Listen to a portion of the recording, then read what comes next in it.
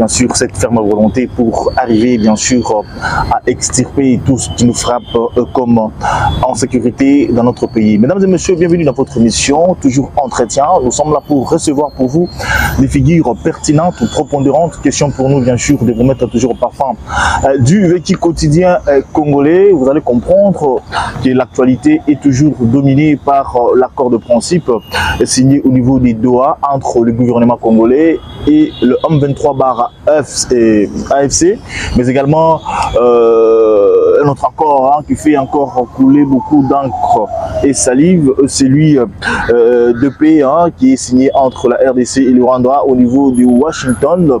Alors on va tenter bien sûr de parler, disons, sur ce qui cadre avec la sécurité nationale. Mesdames et messieurs, je suis avec un invité des hautes tailles, bien sûr, c'est bien lui qui va devoir expliquer tout ce qui se passe dans notre pays et surtout qu'il a aussi des fonctions à jouer dans notre pays. Je vais lui laisser la parole, il va se présenter et tout seul. Monsieur Joseph Kinzo, bonjour. Bonjour, monsieur le journaliste. J'espère que vous allez très bien.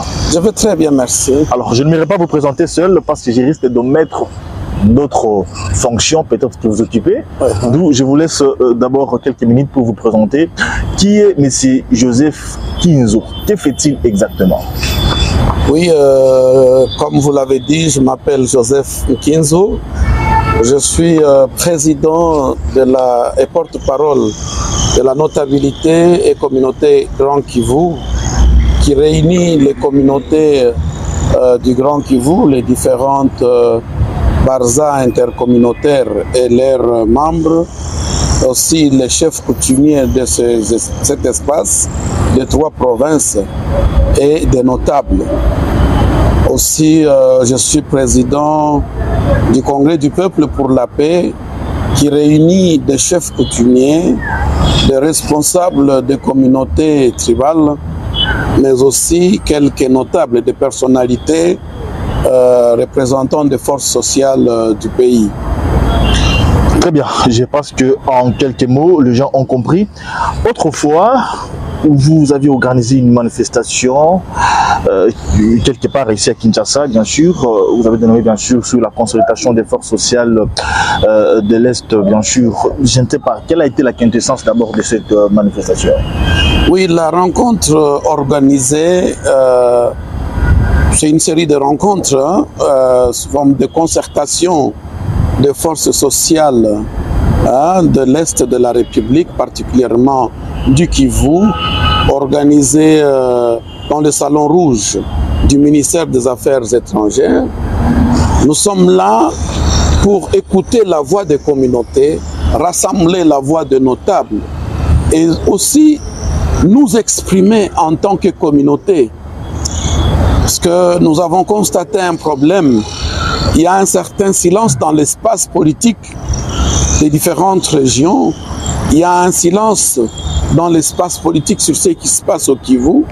Et nous nous sommes dit, là où des acteurs considérés majeurs ne savent pas hausser la voix et se prononcer, nous estimons que nous, en tant que communauté, en tant que responsables des structures coutumières et communautaires de la République, et particulièrement du Kivu, nous sommes dans l'obligation de hausser la voix et nous prononcer sur les enjeux de l'heure, et particulièrement la guerre à l'Est, avec tous les processus aux alentours de cette guerre.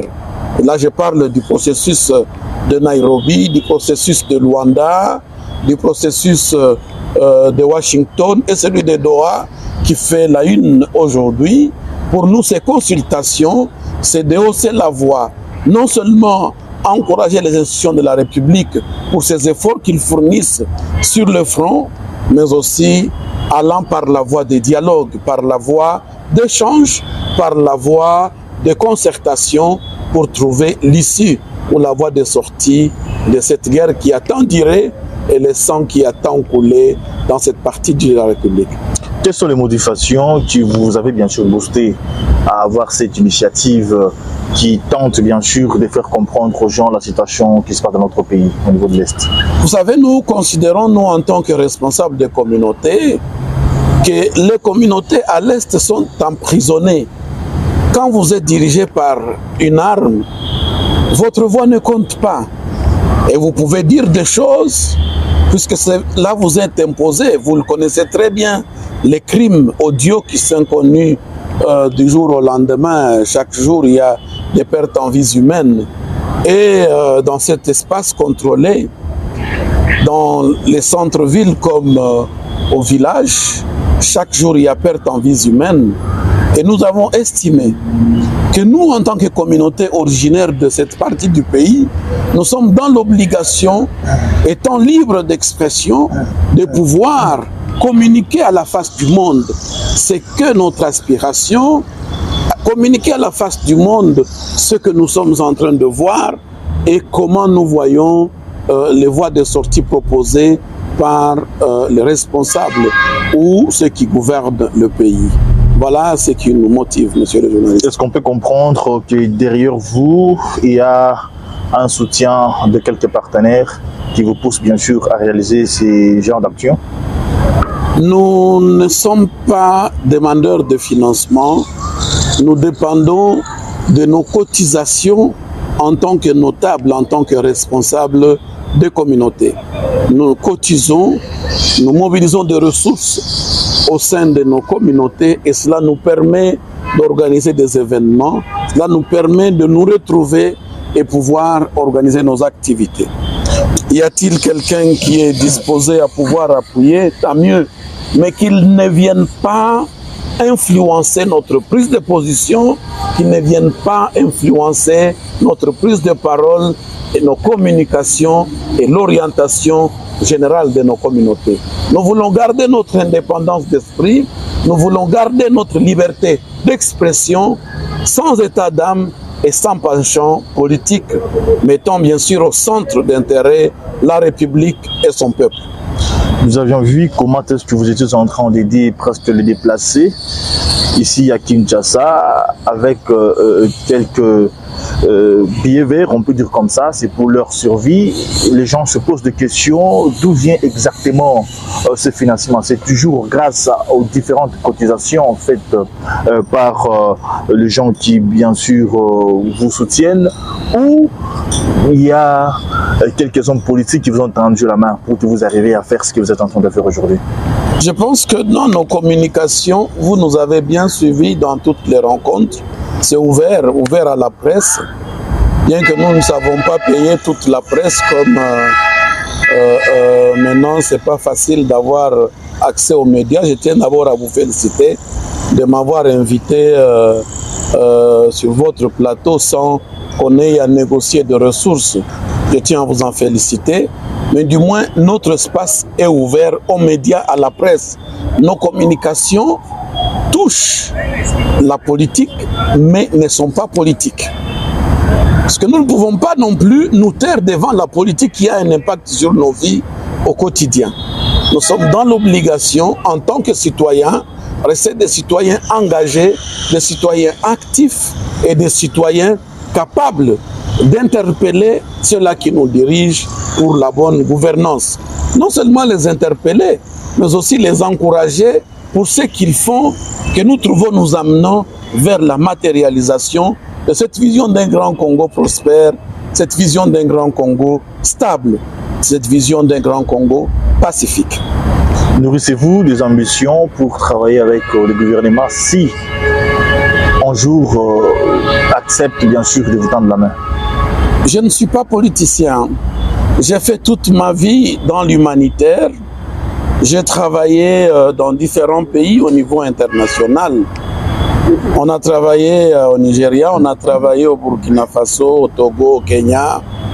Et ici, dans notre pays, on a eu à travailler. Actuellement, nous sommes volontaires au service des communautés.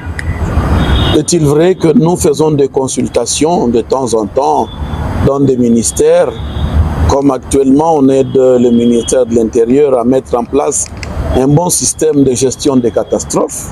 Ça sont des consultances qu'on fait par-ci et là. Pour ce qui est de l'engagement politique, personnellement, je ne suis pas politicien, mais j'aspire à tout ce qui pourrait aider le peuple à se retrouver, et je pense que je le fais bien étant au niveau communautaire. Alors, il est question bien sûr d'interagir avec les acteurs politiques, mais pas nécessairement d'accéder à un poste politique. Très bien. Monsieur Joseph, vous êtes sans ignorer que la partie est de notre pays est sous menace existentielle, bien sûr, concoctée par le Rwanda et d'autres groupes armés locaux, je peux dire comme ça. Comment d'abord entrevoyez-vous cette situation qui a tant duré dans notre pays alors que nous avons une armée forte? Oui, cette situation, chacun, c'est comme un éléphant.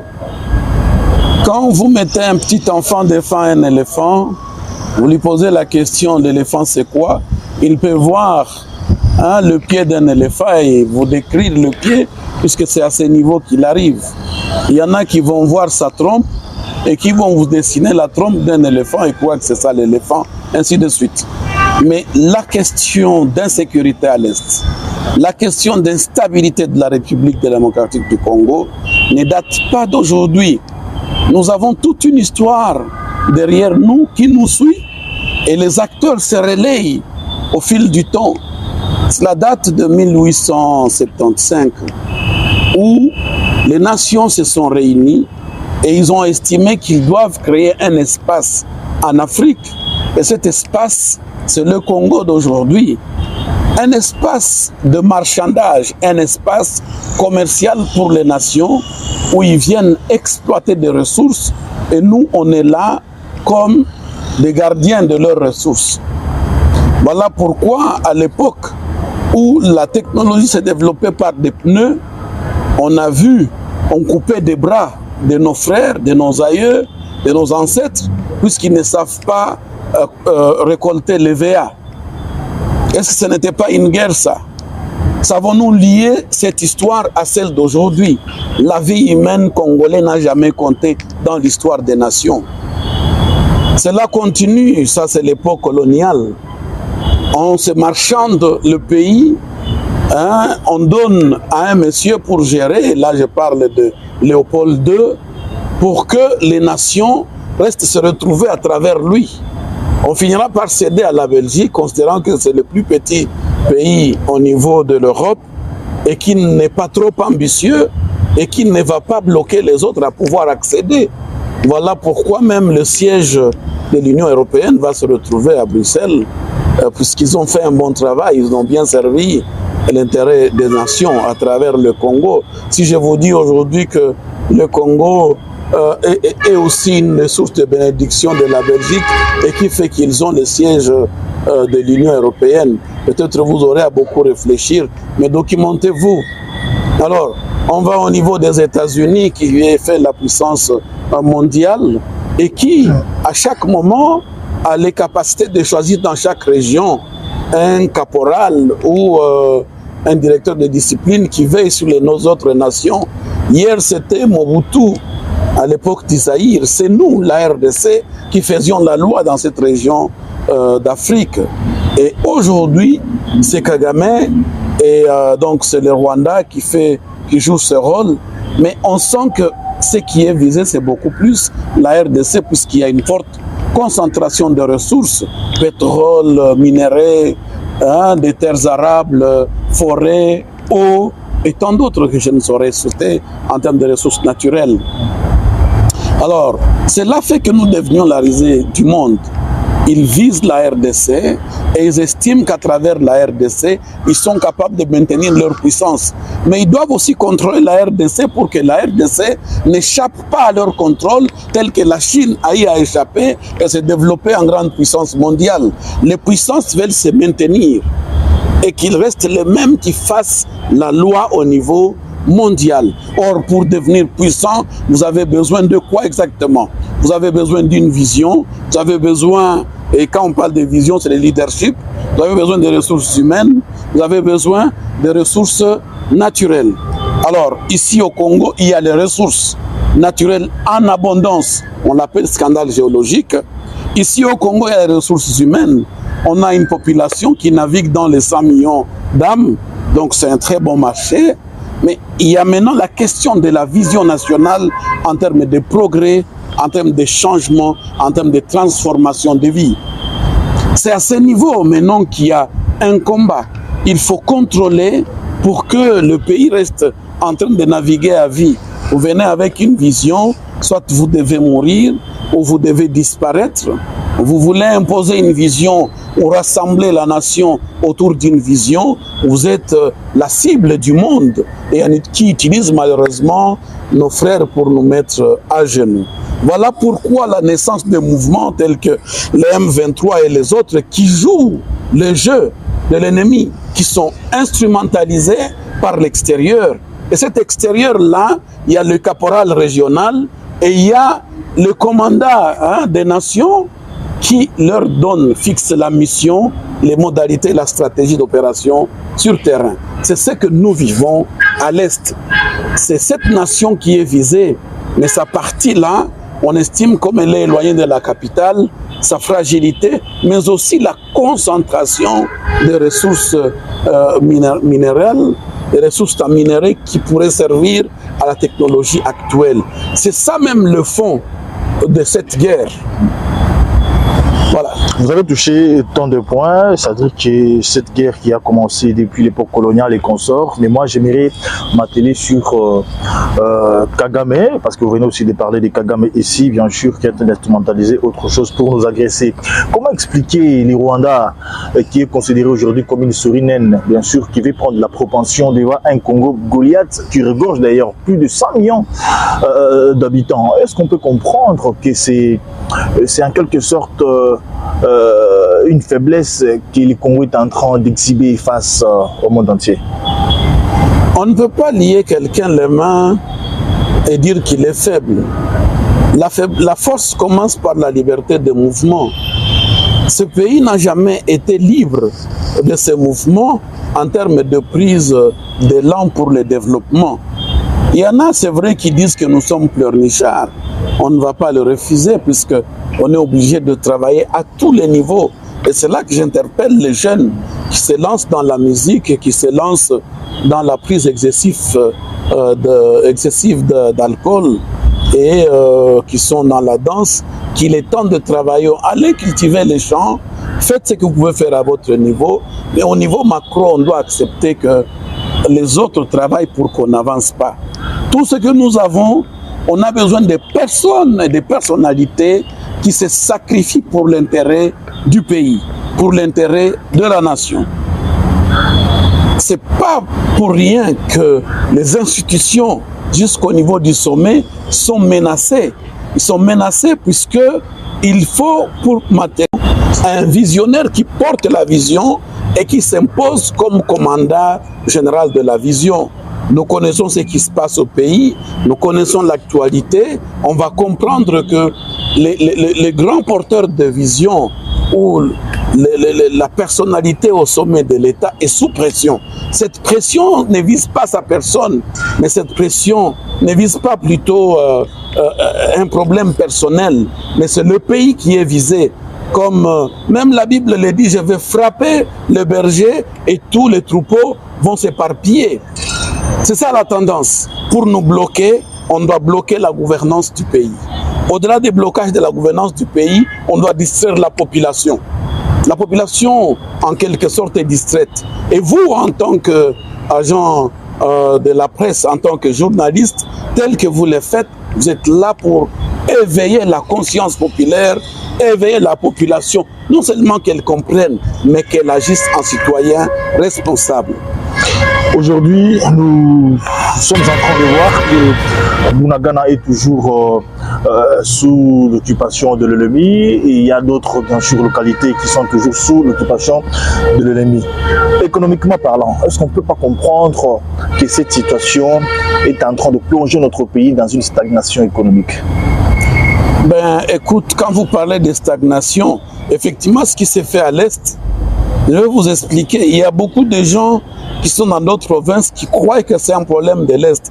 mais du moins on doit reconnaître qu'il y a une certaine conscience nationale qui est née de par les sensibilisations, la mobilisation et l'information qui passe par-ci et là. Ça touche toute la nation. Aujourd'hui, nous sommes à 16 milliards de dollars comme budget national de l'État. Mais ce budget, il faut voir le pourcentage qui va pour la sécurité et pour la guerre à l'Est. Vous allez comprendre que les ressources sont coulées pour raison de la guerre, et cela fait qu'il y a tant de chantiers qui devraient s'ouvrir au niveau du pays, mais qui ne peuvent pas s'ouvrir. Au-delà de ça, ça emprisonne les communautés de ce côté-là, du côté du Kivu et dans ces zones que vous avez citées, qui ne savent plus se développer, l'autoprise en charge, comme ça a toujours été le cas de ce côté-là. Donc on comprend que la guerre aussi a cette tendance non seulement à tuer, mais aussi à bloquer la machine du développement et du progrès pour que ce pays stagne. Donc la stagnation est instrumentalisée au niveau international, relayée par des citoyens qui malheureusement trahissent le pays, relayée par des citoyens qui sont paresseux, qui ne veulent pas se donner au travail, qui ne veulent pas enrôler les enfants dans l'armée. Et là, nous tenons à féliciter les Wazalendo pour le grand travail qu'ils font de défense de la patrie, de protection de nos communautés à l'Est. Et l'armée qui se débrouille tant bien que mal pour pouvoir sauver le pays de cette situation. Donc, si nous comprenons très bien, nous sommes agressés parce que nous avons des ressources naturelles potentielles. Si je comprends très bien, on va évoluer parce que l'État n'est pas notre compagnon. Vous avez expliqué très bien les choses et autres. Autrefois, c'était le M23. Aujourd'hui, c'est l'AFC M23. Nous avons vu Nanga qui a créé l'AFC au niveau depuis Nairobi et consorts. Et Nanga est allé s'installer au niveau de l'Est de notre pays. Après un certain moment, nous avions vu la présence de notre président honoraire, Joseph Kabila Kabange. Et après quelques jours, il a commencé des consultations. Vous, en tant que citoyen congolais, et surtout, je peux dire que vous êtes de cette partie qui est sous occupation, comment d'abord voyez-vous cette situation, ou quelle est votre lecture par rapport à la présence de Joseph Kabila de l'autre côté? Bon, vous parlez de la transformation M23, AFC, Nanga et consorts, c'est très bien, mais il faut commencer plus loin. La mort de Lumumba, il a été tué puisque, je vous l'ai dit, il faut tuer les bergers ou les gardiens des troupeaux pour les disperser. Et ça continue, c'est la déstabilisation avec l'entrée de l'AFDEL. On n'a pas laissé cette liberté de passation de pouvoir entre Mobutu et sa suite. On connaît tout ce qui s'est passé autour. Et Kabila qui voulait rehausser la tête, il a été tué. Et par la suite, d'autres ont été placés à la tête du pays. Aujourd'hui, nous avons le président Tshisekedi, après Joseph Kabila que vous avez cité. On sent que le même combat qu'a mené Lumumba, le même combat qu'a mené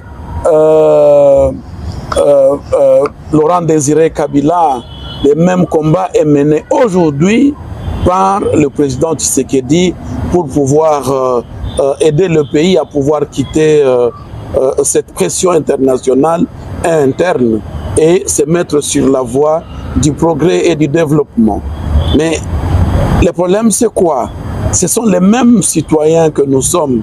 Parmi nous, on choisit ceux-là qui doivent jouer le rôle.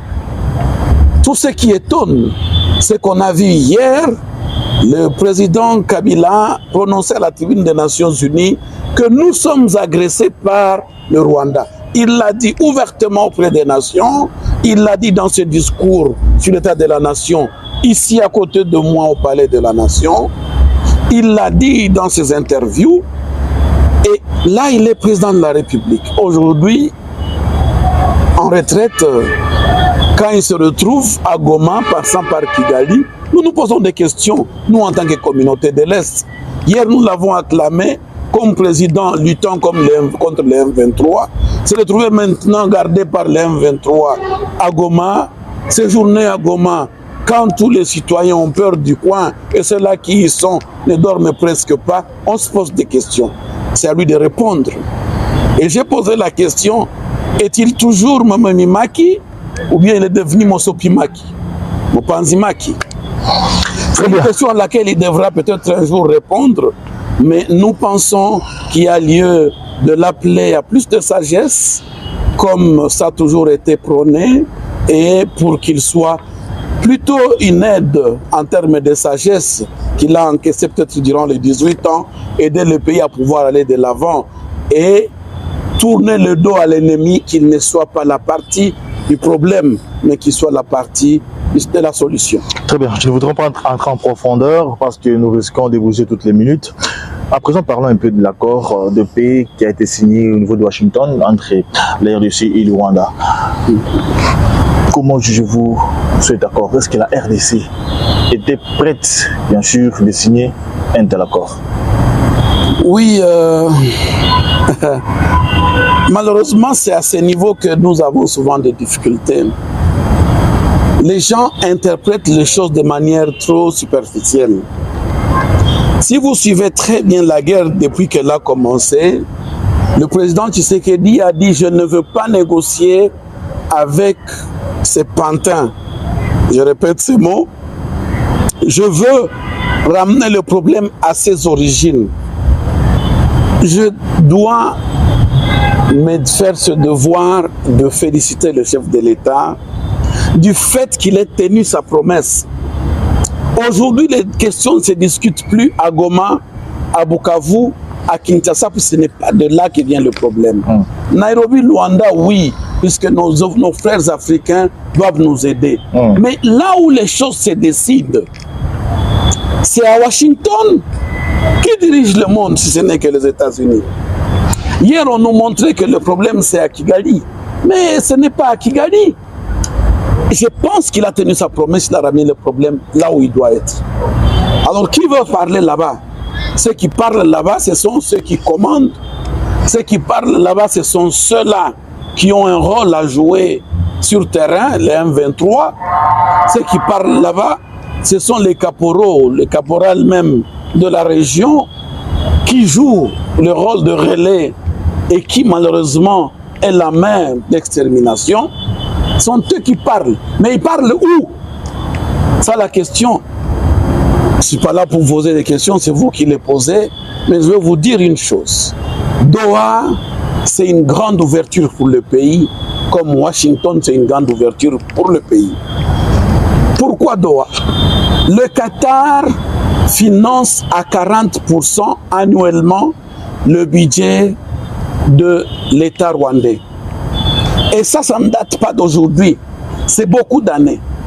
L'année passée, je travaillais dur avec les communautés du Kivu pour qu'on rencontre le roi qatarien et son gouvernement au mois d'août l'année passée. Malheureusement, toutes les portes nous ont été fermées. Mais nous savions que c'est là où il fallait que le problème se résolve. C'est depuis le mois de janvier et février que tout le monde maintenant parle de Doha. Mais nous avons commencé à parler de Doha il y a de cela une année jour pour jour. Et plus d'une année. Je parle du temps où on s'est décidé finalement d'y aller en tant que chef coutumier, responsable des communautés à Doha, pour échanger avec eux et leur dire « Vous financez le Rwanda en recherche des ressources qui se retrouvent au Kivu. Coopérez avec la gouvernance du pays. Et nous, les communautés détenteurs de terre et du pouvoir ancestral, pour accéder à ces ressources. » Alors, ils ont préféré discuter de cela avec notre pays en présence du Rwanda. Mais je veux vous révéler une chose. Nous ne discutons pas avec les M23 ou le Rwanda. Nous discutons avec ceux-là qui détiennent la clé de ce problème. Mais ils ont préféré mettre au devant leurs instruments. Eh bien, est-ce qu'on va refuser? On est en position de faiblesse telle que vous l'avez dit. Donc on peut comprendre que le Rwanda est considéré comme un tremplin pour les États-Unis. C'est un tremplin. C'est un tremplin, mais qui malheureusement a perdu cette conscience africaine. La solidarité africaine, il ne devrait pas jouer ce rôle-là. Puisque la roue tourne encore et ça peut le rattraper toujours. malheureux est celui qui tue son frère. Tuer son frère surtout pour les intérêts des autres. Mais nous, en tant que nation congolaise, on est ouvert au dialogue interne, ouvert au dialogue avec les voisins, ouvert au dialogue avec ceux-là qui veulent faire le business chez nous. Et c'est pour cela que vous allez voir que ces accords vont dans le sens du business, dans le sens d'exploitation minière et autres. Vous pensez que le Rwanda a des moyens à investir au Congo pour exploiter les ressources? Je vous ai dit que le dialogue, c'est entre ce pays et notre pays. Le Rwanda, les M23 viennent pour jouer un rôle. Quand tu as un procès, le choix d'avocat ne me concerne pas. Hein. Si tu me dis je t'envoie Justin comme avocat, je t'envoie Augustin comme avocat, est-ce que moi j'ai à dire là-dessus? C'est à moi de voir si j'affronte ton avocat comme il parle à ton nom, ou alors je prends aussi un autre avocat qui se pointe à mon nom.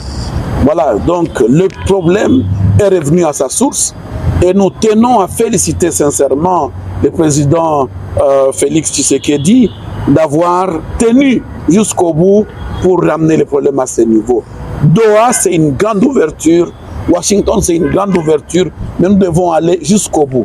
Ce que nous déplorons, nous en tant que communauté du Kivu et les communautés nationales de par les 26 provinces, c'est l'absence d'autorité traditionnelle, l'absence des communautés victimes de cette agression, cette atrocité qui se passe à l'Est dans ces espaces des échanges. Nous ne pouvons pas y être tous, mais nous pouvons y être représentés. Est-il vrai qu'après nos deux concertations, nos sessions de concertation aux affaires étrangères, on a vu le chef de l'État choisir les uns de nos notables pour aller à Doha discuter. Peu importe qu'ils viennent de Bandundu, de l'Équateur, du Kasaï, du Katanga, c'est toujours un Congolais. Mais du moins, dans une bonne politique de défense et de protection d'un peuple, c'est toujours utile de l'associer. Et c'est à ce niveau que nous félicitons le fait d'avoir choisi les uns de nos notables tels que le ministre Jacquemain Chabani, qui a été à Doha et qui reviendra. On pense que ça commence à avancer vers la participation active de la zone touchée, mais nous aimerions que ça aille jusqu'au niveau des communautés et d'autorités traditionnelles. Mais M. Joseph, selon vous, bien sûr, est-ce qu'on peut dire que la RDC a négocié cet accord en position de force ou de faiblesse? Parce que ce qu'on est en train de voir actuellement, que l'AFC M23 s'impose aussi sur d'autres points et autres, voilà pourquoi est-ce que la RDC est parvenue, bien sûr, à signer de tels genres d'accords.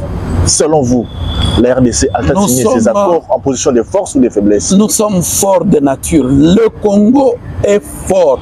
Et vous le dites toujours, RDC et Loko Yamakasi. Sous les lèvres, bien sûr. Pas question.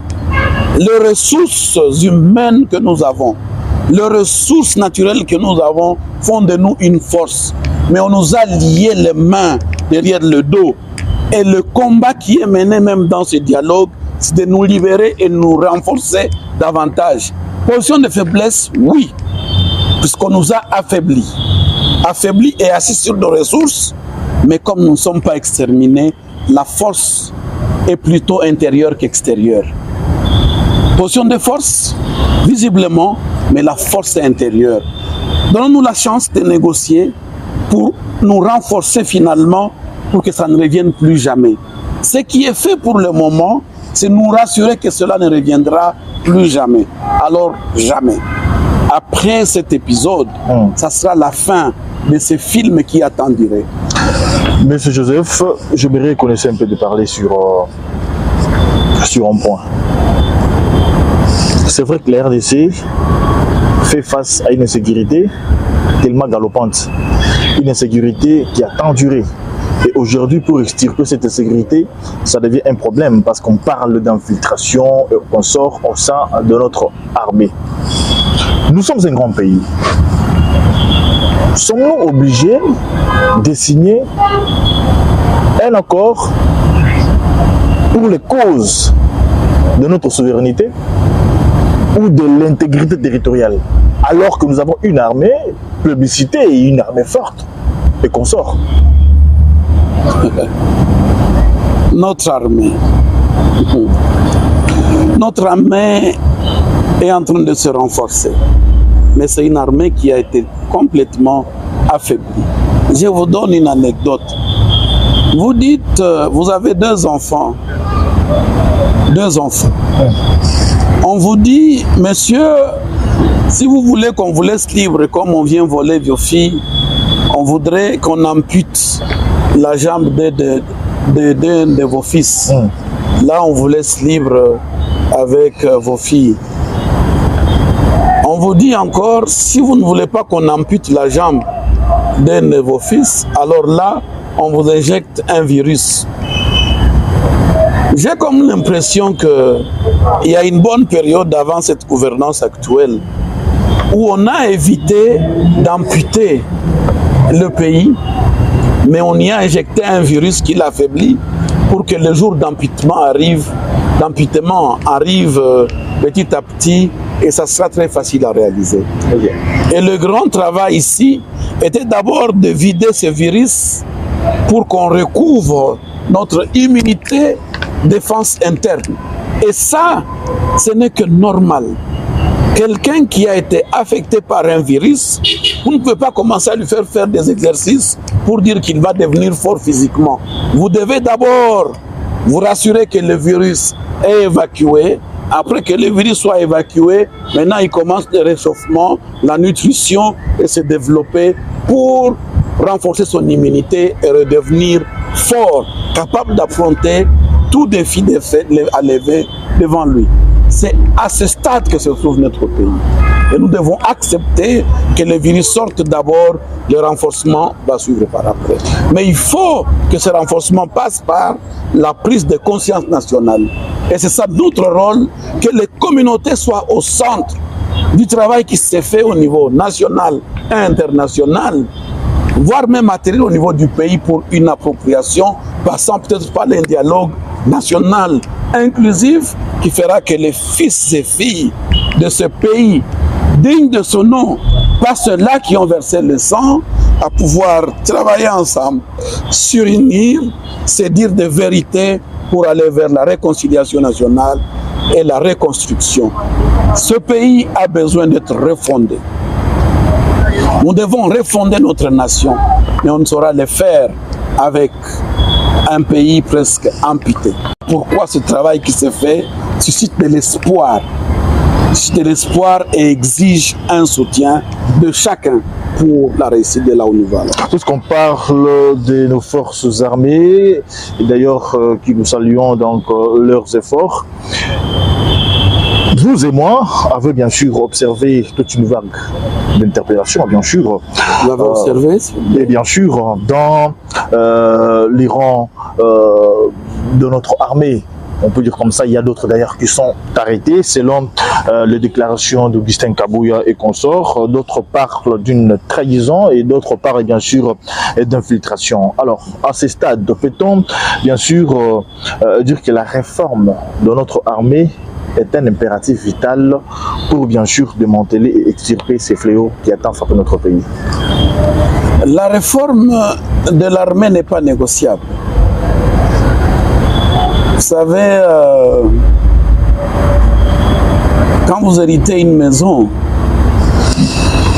vous n'êtes pas obligé de dormir sur le même lit que dormait votre prédécesseur. Vous devez l'équiper. C'est tout ce que je puis dire. Alors, pour ce qui est de l'armée, moi j'estime que tous ceux qui sont ramassés par-ci et là, parlant de tentatives de ceci ou cela, c'est une réalité que nous avons toujours vécue. La résistance qu'a fait le chef de l'État, le président Tshisekedi, contre l'agression, ne pouvait que lui attirer des ennuis.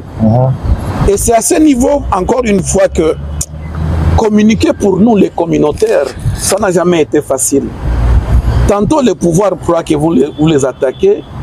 Tantôt, les gens croient que vous êtes tellement alliés du pouvoir que vous êtes devenus politiciens.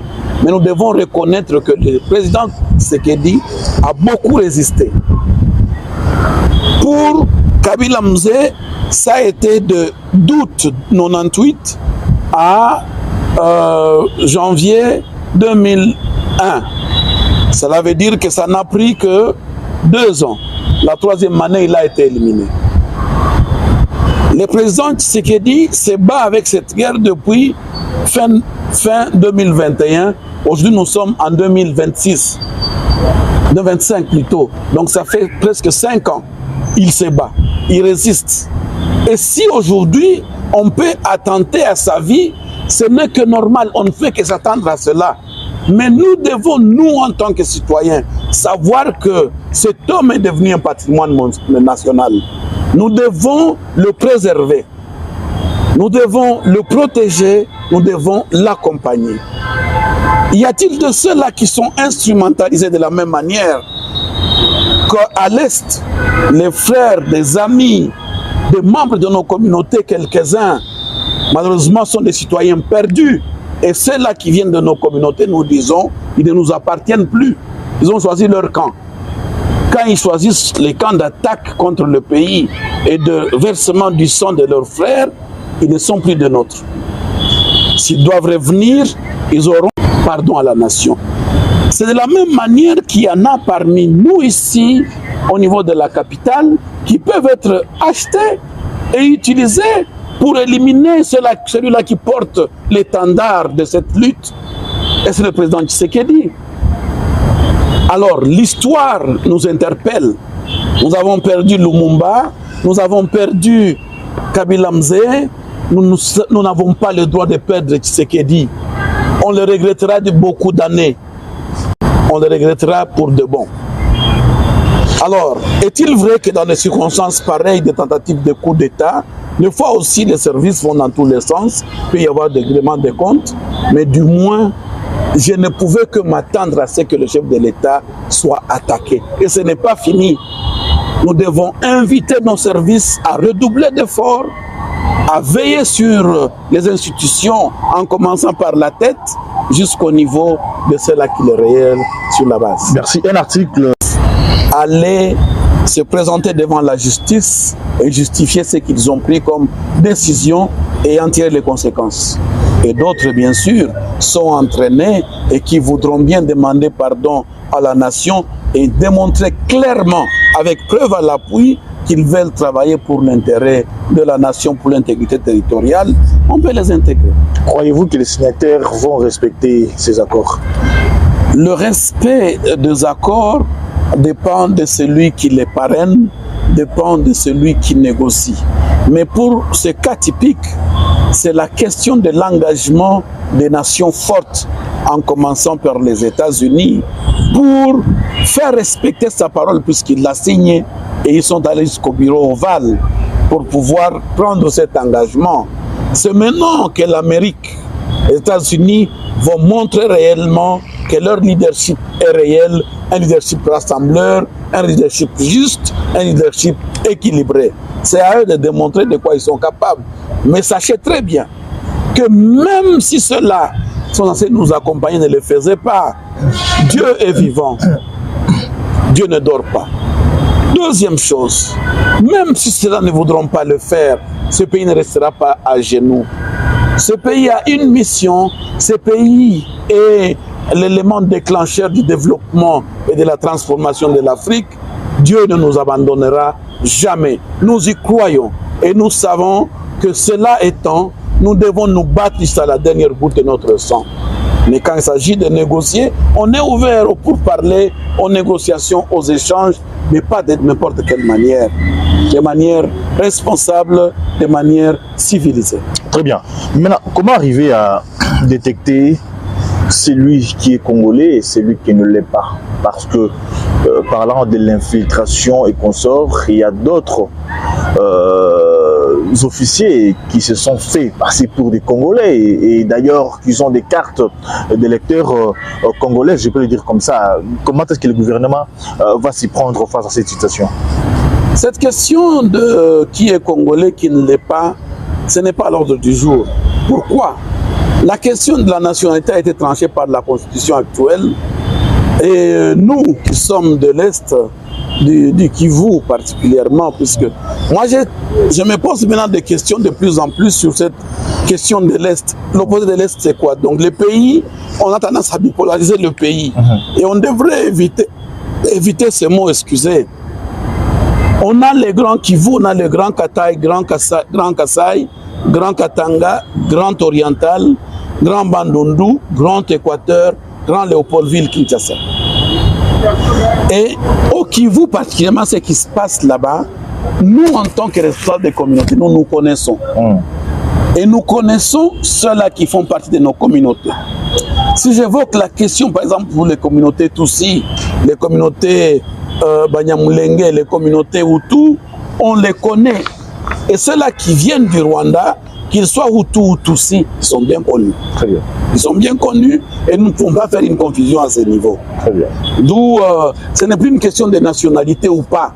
Ça, c'est déjà tranché par la Constitution. Mais les Rwandais sont sur notre sol et ils doivent rentrer chez eux. Ce n'est pas négociable. Très bien. Monsieur Joseph, cette affaire de l'accord de principe de Doha à Washington, bien sûr, a suscité beaucoup de réactions péjoratives, bien sûr, dans la population. Il y en a d'autres qui disent que voilà, le régime en place a accepté de signer cet accord pour faire paraître comme c'est une résolution momentanée, pour faire sauver, bien sûr, ce régime, afin, bien sûr, qu'il ne soit pas peut-être redevable plus tard face à la population congolaise. Est-ce que vous êtes sûr avec ce genre de réaction qui compte la population? Pour nous, la négociation... Parce que Kabila l'a fait aussi en 2013. Il a négocié avec le M23 et consorts et il y a eu la paix. Et après un certain moment, ça refait surface. Oui, ben écoute, on n'est pas obligé de faire du copier-coller. Puisque si le copier-coller on donnait des résultats, on ne serait pas là où nous sommes aujourd'hui. Je pense qu'il y a une stratégie actuelle. La stratégie était de ramener le problème à ses racines, à ses origines. On n'a jamais parlé de Doha dans ce pays. On n'a jamais parlé de Washington dans ce pays. Ça a été très rare de voir les États-Unis s'impliquer dans un conflit jusqu'au sommet de l'État.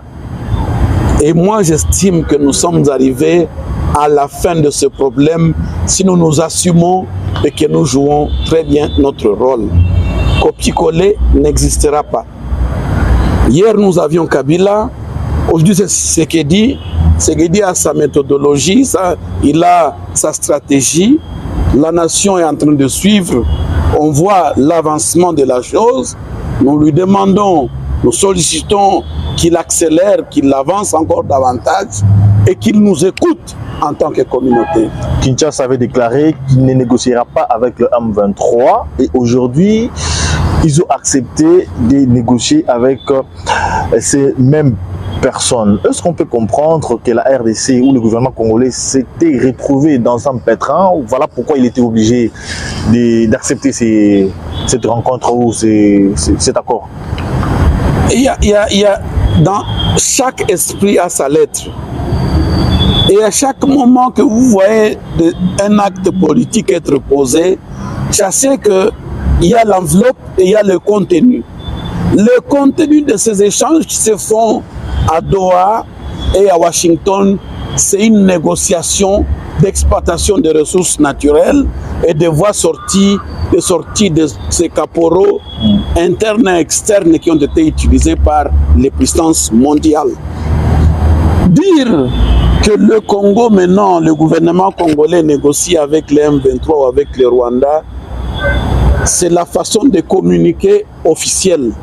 Mais de par la petite expérience que j'ai, je peux vous attester que maintenant nous sommes là où le problème devrait être résolu et les Doha, le Qatar savent ce qu'ils sont en train de faire, les États-Unis savent ce qu'ils sont en train de faire. Le problème est revenu à ses racines. Qui négocie? Je vous ai parlé de l'affaire d'un monsieur accusé et son avocat. Je vous ai parlé d'un commanditaire d'affaires et de son instrument. Le Rwanda est un instrument, le M23 est un instrument, eh bien, ils sont avec ceux-là qui les ont appuyés hier, et peut-être qui les appuient aujourd'hui. Comment ils négocient, qui leur donne les mots, comment ils les disent, ça c'est autre chose. Je vais vous dire une chose, le gouvernement, le chef de l'État a tenu sa parole, nous lui en remercions. Pour moi, si ceci se faisait à Goma ou à Bukavu, je dirais que c'est une farce. Mais à Doha, à Washington, tu sais de quoi je parle. Le problème est revenu là où il devrait être négocié. Donc, à vous maintenant, en tant que journaliste, faites l'investigation, essayez de comprendre le contenu des échanges. Vous comprendrez qui négocie réellement. Nous avons fait arriver des négociations à la sommité mondiale. Voilà. L'inclusivité exige. Est-il vrai que nous avons encore la Chine en face, l'Europe qui n'est pas inclue dans ce processus? Peut-être demain ils reviendront aussi à charge, mais il faut que la diplomatie soit renforcée. Et j'en profite pour féliciter la ministre Wagner qui a démontré que la femme est capable. Voilà pourquoi nous allons continuer à entretenir le genre dans ce pays, puisque femme a montré de quoi femme est capable. Kinshasa nomme le gouverneur du côté de l'Est, l'AFC M23 nomme également le gouverneur. Peut-on comprendre que le Nord Kivu, le Sud Kivu, c'est un État dans un autre État, ou peut-on parler bien sûr de la balkanisation qui était déjà bien sûr bien préparée? Ce pays n'a qu'un seul président de la République, un seul chef d'État. Avec des gouvernements. Ce pays n'a qu'un seul gouvernement, ce pays n'a qu'un seul parlement, ce pays n'a qu'un seul Sénat, ce pays n'a qu'un seul cour, une seule cour constitutionnelle. Ce qui se fait là-bas, c'est du banditisme, et ça va finir. Très bien, on est déjà arrivé à la fin de notre mission. Au président Joseph Nkinzo, je rappelle que vous êtes président et porte-parole bien sûr notable du Grand Kivu. Qu'est-ce qu'on peut retenir de vos actions face à tout ce qui se passe comme accord et insécurité qu'on sort? Regardez votre caméra parce que nous chutons déjà par là. Nous avons bougé presque toutes nos minutes. Oui, ce qu'il y a à retenir de nos actions en tant que notabilité communauté Grand Kivu, nous avons travaillé pour mobiliser les communautés à ne pas accepter s'allier à l'agresseur. Si aujourd'hui vous attendez depuis que nos villes sont récupérées à l'Est et que les territoires sont récupérés par les M23 sous contrôle, c'est plus que les communautés résistent. Très bien. S'il n'y avait pas de résistance, ils seraient en paix de l'autre côté. S'il n'y avait pas de résistance populaire, les Ouazalins ne seraient pas sur le front. À 20 km de Bukavu, à 10 km, les gens se battent. Qui se bat là-bas? Ce sont nos communautés. En amont, nous avons fait un travail et ce travail produit. Le produit de notre travail, c'est la mobilisation communautaire. Nous avons travaillé, la notabilité communauté Grand Kivu a réconcilié tant de communautés qui étaient en conflit. Il y a eu un travail d'échange, de dialogue et de réconciliation entre les communautés. Pas loin que le 14 août 2007, on a réconcilié la communauté Hutu et Nandé qui se battaient entre eux. Il y avait maintenant des problèmes de morts d'hommes même. Ils se sont réconciliés solennellement au gouvernement de province sous le leadership de la notabilité communauté Grand Kivu et l'accompagnement du gouverneur Chirimwami paix à son âme. Au Sud Kivu, on a fait le même travail. En 2023, du 20 au 24, on a organisé les dialogues intercommunautaires, la table ronde sur la paix et le développement du Sud Kivu, étant notre travail sur terrain. Et même là où nous sommes, nous travaillons sur terrain. Nous sommes ici, mais notre cerveau, nos pensées, et un travail de fond s'est fait sur terrain à partir de ce que nous avons comme mission et comme vision de cette partie qui doit rejoindre le pays et construire cette nation forte. C'est notre rôle en tant que communauté et nous n'allons pas baisser des bras. Une question directe, M. Joseph Nkinzo. Aujourd'hui, si le gouvernement acceptait bien sûr de vous tendre la main, financièrement parlant, serez-vous d'accord, oui ou non? Si le gouvernement se décidait de financer le Grand Kivu, la notabilité communauté Grand Kivu, il sera en train de jouer son rôle puisque il est dit... C'est une question directe à répondre par oui ou non, vous avez beaucoup expliqué. Je vous dis que Tout simplement, la loi sur les ASBEL prévoit que le gouvernement doit subventionner les ASBEL.